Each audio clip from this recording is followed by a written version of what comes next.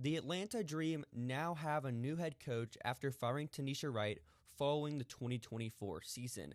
Today I want to talk about why I believe FGCU head coach Karl Smesko is a home run hire for a dream team that desperately needed a coach with a more modern offensive approach. Smesko is that and more. He is not just a modern offensive coach. I'd say he is the modern offensive coach in women's basketball.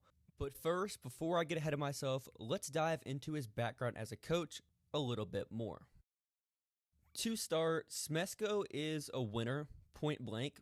He was named FGCU's first head coach in 2002, so it's whenever they first created a women's basketball program at the school. He was only 32 years old, and they started playing at the Division II level, not at the Division I level. There, he went 132-21 in the 5 years they were at the D2 level, including a 30-1 record from day one in his first season as head coach at FGCU. They also made an Elite Eight appearance and also made the championship game in their final season in the Division II level. Because of what Smesko did at FGCU, they moved up to the D1 level after 5 seasons. There, they were dominant from day one as well. In his 17 years since 2007-08 as head coach at FGCU, they've made the tournament or the WNIT in every single season. 479-91 record overall in 264-19 in the ASUN conference. The most conference games they've lost in a season is 3. Yes, only 3 games. Smesko, as you could have guessed, has received a ton of high major interest over the years, one of which was USC in 2017. After Cynthia Cooper-Dyke resigned from the position, he turned it down obviously, but he's been in the talks with many different programs over the years. Basically, like any job that came available at a Power 5 program, Smesko's name was mentioned in those articles every single year, every single time. It speaks to his loyalty over anything, to stick at FGCU for 20 plus years and build them into a powerhouse. So more on the style of play that he's bringing to the Atlanta Dream. This is where they ranked last season in 3-point attempt rate and mid-range attempt rate. For 3-point attempt rate, over half of their shots were threes, the highest mark in the country at 50.1%. Their mid-range attempt rate was 1.6%, as you could have guessed, the lowest in the country. Just look at this shot chart for a second. This is a look at their threes, their rim attempts, their other shots in the paint, and their mid-range jumpers. Only 30 mid-range jumpers on the entire season. Here's a quote from Baylor head coach Nikki Collin, who coached as an assistant under Smesko in 2014-15. Quote, "One of the things that I think separates him in general is just his hands-on approach with the players. I have worked for coaches who were very much turn player development, things like that, over to assistants, and he's not like that. Whether it's an individual or it's a group setting, he's really, really involved in the art of teaching players to shoot," end quote. Here's a clip as well from an interview in 2021 on the Basketball Immersion podcast that further explains his process as a coach and what he looks for as far as player development and maximizing players that aren't shooters. What is your philosophy on a non-shooter within your offense, within your system? How do you use them? Well, if you have somebody who doesn't have to be guarded, there's only a few things that you can do. Like you can play them where they have to be guarded, where they're, going to be around the basket, or what they call the dunker spot on penetration, where they can step up for dump downs. You can use them as a screener, but you can't screen people to the basket because that's where their defender is. So they have to be able to cap in for shooters and create screening opportunities for, shooters at the 3-point line. The best thing, what we've done is teach those players how to shoot. Otherwise, you're always going to be dealing with those situations that are less than ideal. Maybe you can make them work if they become really good screeners or offensive rebounders, especially if their defender is always helping. But I feel like sometimes coaches underestimate the ability to really work with somebody and make them at least have to be respected at the 3-point line. If you think about it, if they can make 3 out of 10 threes completely unguarded by themselves, it's still pretty efficient, especially if you can get one offensive rebound in that situation. Smesko also wants his players to play with tempo and make decisions within the confines of the dribble drive 5-out system, rather than just running sets actions every single time down the floor. To be clear, I think this is something Tanisha Wright wanted the Atlanta Dream to do in her 3 years as head coach. They ran a more of like a read and react offense, more of like a motion type offense. But the difference is every single action, every single principle within the offense was super predictable whenever you have 3 players clogging the paint every single possession, no non-shooters. It made things predictable. Whereas if you have 5 shooters on the court, 4 shooters, a bunch of players that can drive, create, pass out of drives, that makes defending it so difficult. So that said, let's look through some of the numbers from the Atlanta Dream last season in 2024. Their offensive rating was 99. That was second to last in the league, only behind the LA Sparks, who were last because they had a plethora of injuries. Cam Brink, Azrae Stevens missed time, Aaron McDonald missed time, etc., etc. Their three-point attempt rate, 28.5%. That was number 9 in the W. They also led the league in post-ups. I can assure you this is not going to happen in 2025. Atlanta ran 12 post-ups per game. For a quick comparison to FGCU's system under Smesko, last season they ran 0.5 post-ups per game. Yes, per game. Atlanta was running more post-ups in a single game than FGCU was running in like half a season. A few more stats to look at here. Atlanta ran 18.1 pick and roll possessions per game. This was last in the W by far, by 6 possessions per game. By far, this mark from Atlanta is one of the lowest marks in recent WNBA history. You are going from a coach in Tanisha Wright that had an old school system, not much pick and roll, some motion concepts, to Smesko, who doesn't run the most pick and roll in the country, but he does utilize a lot of pick and roll. Last year, they ranked in the 75th percentile among D1 teams in pick and roll usage. This is massive for Jordan Canada in specific. Canada led the W in pick and roll possessions per game in her final season in LA in 2023. This past season, she ran a little bit of pick and roll. Their volume in pick and roll went up whenever Canada came back from her hand injury, but overall, she ran way fewer pick and roll possessions than she did in LA. And she is best whenever she is getting downhill out of ball screens, having that speed to create advantages. That is the thing people forget about often with Karl Smesko's system. It's just as important to create rim pressure and screen than it is to make threes. You want to create paint touches, then kick it out and make threes, rather than just isolating, pulling up from 40 feet every single time down the court. FGCU did not take many pull-up threes last season. I assume that will change. Smesko will adopt his system to the style of play that Atlanta has with Ryan Howard and Alicia Gray, who can make off-the-dribble jumpers. But at FGCU, there's not many big-time creators, so it was more just play within the system, ball movement, drive and kick, spot up threes, catch and shoot threes, extra pass to the corner. Also, one more stat here, Atlanta ranked 3rd in the W in pull-up twos per game, having Ryan Howard, Alicia Gray, Aerial Powers, etc., at 12. I would be shocked if Atlanta is anywhere other than dead last in the W next season in pull-up twos per game. This doesn't mean it'll be like FGCU where they took no pull-up twos for an entire season, like 30 of the entire season.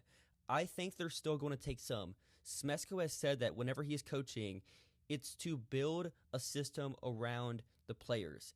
So, for example, if the players are all elite shooters from 3, they'll just take threes. If that's the best shot to get every single time on the floor, and they're not great finishers, we'll take threes. So in Atlanta's instance, having Ryan Howard, who excels in the mid-range, she will still take some threes, and we'll take a bunch of threes, but she'll also take some mid-range jumpers here and there if it's a good spot. You're not going to take a bunch of contested mid-range jumpers, that's for sure, though. Then moving to how I think this hire will help Atlanta. Like I've said here, I think it'll be crucial to unlocking Ryan Howard's upside. For this Atlanta Dream core to work long-term, to be a core that can make a deep playoff run, win a WNBA Finals, Ryan Howard needs to take a leap. she needs to turn into an all-W type player. She has the talent, the scoring talent, the movement shooting. It's all special. Defensively, she is one of the best defensive wings in the W among high-usage scorers. What she can do defensively, I think she has all defensive potential in the coming seasons. Having Smesko with having more driving windows downhill with more spacing, that should open up more for Ryan Howard as a downhill scorer. I've mentioned it before, but Howard's finishing has not been good in the W, to say the least. She has been a below-average finisher in every single season in the half court. If having more spacing can help her get there to an average level, to a slightly above average level, that is massive for unlocking her upside. Also, one thing I expect to happen this offseason is a kind of a change to Atlanta's roster building approach. Last season they had Cheyenne Parker-Tyus, Tina Charles, Ariel Powers, Laura Kubai, etc., etc. I would actually be shocked, genuinely be shocked if all of these players are back on the team next season. Not even just all of them, if it's just one of these players. Maybe Kubai comes back on a training camp deal, but besides that, the other three players, I can just say, they're not a fit in the system.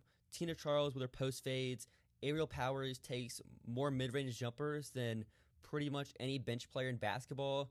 Cheyenne Parker-Tyus, maybe if she can shoot threes again, but not really. I don't really see the fit there in that system. Wanting to play fast, that's just not her game as well. So also, this could also help Atlanta, this hire in specific, could help Atlanta when it comes to attracting star talent via trade and free agency. The first thing, though, is not just that. To get there, Atlanta really, really needs a bigger arena and their own practice facility. Emphasis on the practice facility. That's a big thing to attract more star-level talent, superstar players in the coming years. But if that happens, Smesko having him as your head coach, players are going to want to come play for him. Playing for a coach with a modern system that can put guards, wings, even bigs in position to have driving windows, to shoot, to create, to expand their game. That is huge. Players want to play in that type of system in the year 2024 and coming up 2025 and the years to come. I also want to quickly talk about some free agency trade targets that could fit in Smesko's system. To be clear, this is not sourced. This is just all hypothetical, looking at rosters, looking at potential fits to what Smesko likes to do schematically on the court. First of which is my two favorite fits. Julie Van Loo as the backup point guard in Smesko's system, only taking threes is what I could imagine happening. No longer have Mike T, who brought Van Loo to Washington. If she's interested in playing the W next season, not sure on that. I would be intrigued by Van Loo as a point guard for Atlanta. The other player who is actually the perfect center for Smesko's system is Stephanie Dolson. Dolson is under contract next season. Not sure how realistic this is. They might move Dolson or some other veterans, considering Mike T was fired / parted ways whenever he was trying to win games and be competitive. The Washington organization wants to move towards the future. They have Aaliyah Edwards. They have Shakira Austin, Sika Kone. It wouldn't surprise me in one bit if Stephanie Dolson, who's a veteran, in her mid-30s, 33 years old-ish, got traded. Playing for Smesko, she would take like 6 threes per game. It would be awesome. Also, Ty Harris, very low chance this happens. The lowest chance of any of these players. But if you can somehow get Ty Harris on your team, that is a perfect fit for this team. Also, Maisha Hines-Allen, UDFA.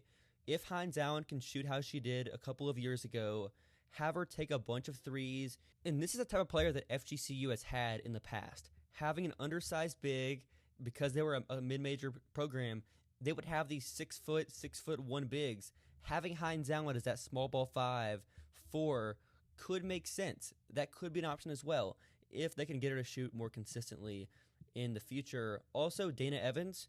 Dana is not a point guard, a pure point guard in my opinion, but Dana can make pull-up threes, is an awesome shooter.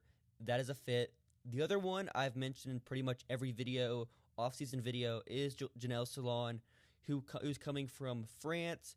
She's playing currently in Italy for Shiho in the EuroLeague. 23, 24 years old-ish. She went undrafted in 2021. She is the best player, not under contract or not under team control, under 25 years old in the world right now, among like WNBA players that can get signed. You could say like Emma Mieseman's a better player, but Emma Mieseman's older. Among young prospects that can provide future value to your franchise, Salon in Atlanta's system, she can take pull-up twos. She can do that stuff, but she's an awesome shooter from three, is a physical defender. If you can sign her, that would be a dream. Also, Ileana Rupert, another French player. Rupert was on the Dreams roster last season in 2023, did not play this year because of the Olympics, all of that type of stuff, resting. They should bring her back next season. She is like the perfect type of big to have as a depth piece, maybe a rotation player on your bench in Smesko's system. If she can improve the defense is the question there, but she does shoot, she does space the floor, and that is huge for what he's looking to do. Also, to close it out, what this says about the W. So one fun fact I have to close out this video is, this is via The Athletic in their story on the Smesko hire. He is the first head coach to be hired without previous NBA, G League, or WNBA coaching experience. The first since Chicago hired Pokey Chapman in 2011. So over a decade ago, since someone was hired without previous coaching experience at the pro level, NBA, G League, W, etc. Also, the W is moving towards a more modern analytical approach with a priority on spacing and movement. Just look at the hires this offseason. These players prioritize analytics, modern three-point shooting, space the floor, play fast, 4 out, 1 in, 5 out. It's not 3 bad shooters on the court at one time, 4 bad shooters. These coaches have experience, player development. Stephanie White's the closest to like, okay, I'll have like 3 non-shooters on the court at one time. But that was also what she was dealt with in Connecticut. AT can't shoot. They have some other guards like Dejanay Carrington, who's not a great shooter. Bree Jones, who's not a great shooter. So having kind of what she was dealt with, it was kind of the situation in Connecticut. But still, Stephanie White, awesome coach. She's in the tier with like Becky Hammon, Cheryl Reeve as far as like the best tactical coaches in the W.